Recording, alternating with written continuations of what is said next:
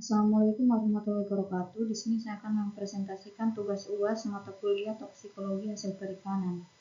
Sebuah studi tentang penggunaan energi dan emisi gas rumah kaca terkait dalam pengolahan ikan putih skala kecil di Norwegia. Di sini saya Amanah Rahmadia dengan NIM ke1B1230111. Studi ini menganalisis penggunaan energi dan emisi GRK di 3 perusahaan pengolahan ikan putih skala kecil di Norwegia. Tujuan utamanya adalah untuk mengukur kebutuhan energi pada setiap tahap pemrosesan awal, pembekuan, dan penyimpanan beku, serta pengeringan. Hasil menunjukkan bahwa pemrosesan awal dan penyimpanan dingin rata-rata menggunakan 132 kWh per ton bahan baku. Pembekuan dan penyimpanan beku membutuhkan 449 kWh per ton, sedangkan pengeringan 203 kWh per ton. Efisiensi energi meningkat seiring volume bahan baku.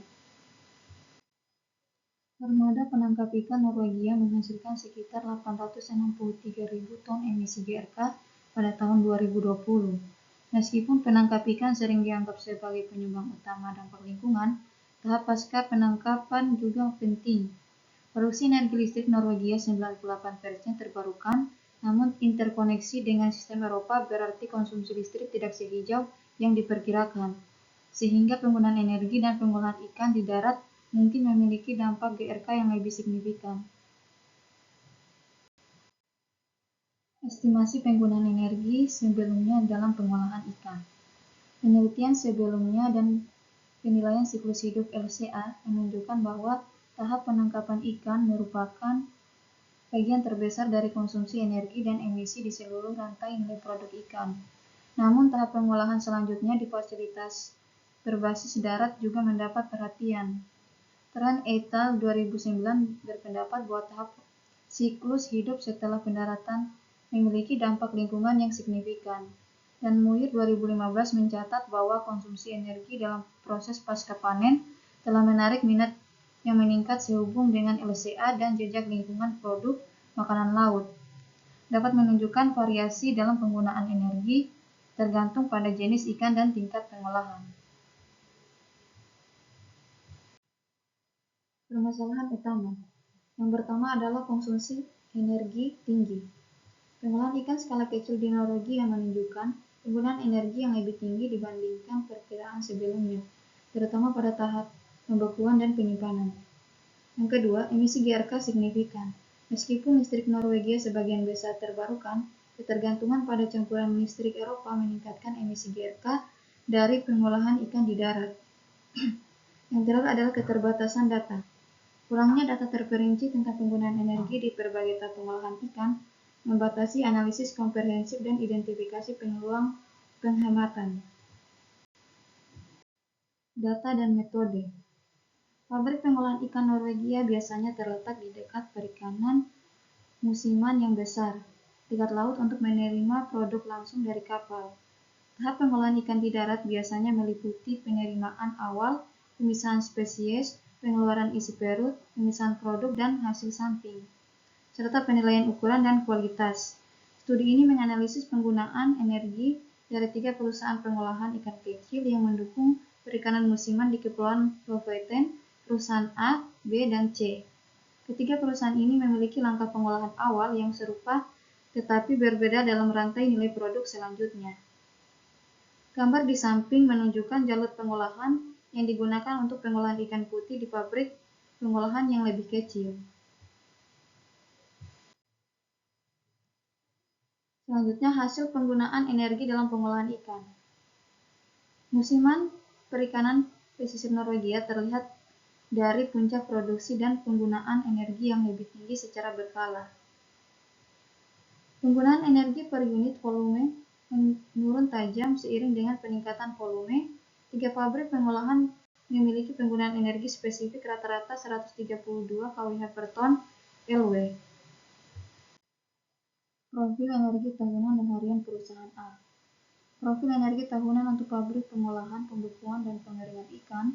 Untuk perusahaan A, puncak energi tinggi terlihat selama perikanan musim dingin Maret hingga April dan perikanan halibut Greenland Juni hingga Agustus.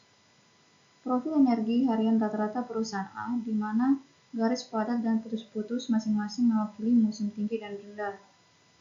Profil pabrik pengolahan dan pembekuan menunjukkan pola operasional yang baik selama musim tinggi dibandingkan dengan pengeringan ikan kering yang memiliki konsumsi energi yang stabil sepanjang hari. Penggunaan energi dan emisi GRK untuk produk makanan laut. Bagian ini menyajikan penggunaan energi dan emisi GRK terkait energi untuk 3 produk makanan laut, yakni ikan segar, ikan beku, dan ikan kering. Perhitungan didasarkan pada rantai mulai perusahaan A yang melibatkan 3 fasilitas pengolahan yang berbeda: pabrik pengolahan, fasilitas pembekuan, dan fasilitas pengeringan. Perhitungan penggunaan energi di pabrik pengolahan didasarkan pada data rata-rata dari ketiga perusahaan A, B, dan C. Untuk representasi yang lebih besar, variabilitas yang terlihat dalam kebutuhan energi untuk berbagai tahap pengolahan tercermin pada estimasi konsumsi energi untuk ikan segar 94-215 kWh per ton, ikan beku 484-722 kWh per ton, dan ikan kering 320-460 kWh per ton. Estimasi emisi GRK terkait energi untuk ikan segar adalah 41 kg karbon dioksida ekuivalen per ton, dan ikan beku 181 kg karbon dioksida per ton, dan ikan kering 115 kg karbon dioksida ekuivalen per ton. Penggunaan energi dan musiman. Persyaratan energi untuk pengolahan ikan skala kecil dalam studi ini lebih tinggi, namun sebanding dengan data literatur. Hasil untuk pembekuan dan penyimpanan beku 449 kWh per ton lebih tinggi dari semua estimasi yang ditemukan dalam literatur. Efisiensi energi pabrik pengolahan meningkat seiring dengan jumlah bahan baku yang diproses. Hubungan serupa antara konsumsi energi spesifik dan volume produksi diamati di ketiga pabrik pengolahan. Kesimpulan, studi ini mengevaluasi konsumsi energi pada pengolahan ikan putih skala kecil di Norwegia. Energi spesifik disajikan untuk pengolahan, pembekuan, dan pengeringan. Hasil menunjukkan bahwa meskipun penangkapan ikan menyumbang emisi terbesar, tahap pengolahan juga berkontribusi signifikan, terutama tergantung pada sumber listrik yang digunakan. Sistem pengukuran listrik canggih dinilai efektif untuk analisis ini. Penelitian lanjutan disarankan untuk fokus pada proses spesifik dan data jangka panjang. Sekian, itulah presentasi dari saya. Lebih kurangnya mohon dimaafkan. Wabillahi taufiq wal hidayah. Wassalamualaikum warahmatullahi wabarakatuh.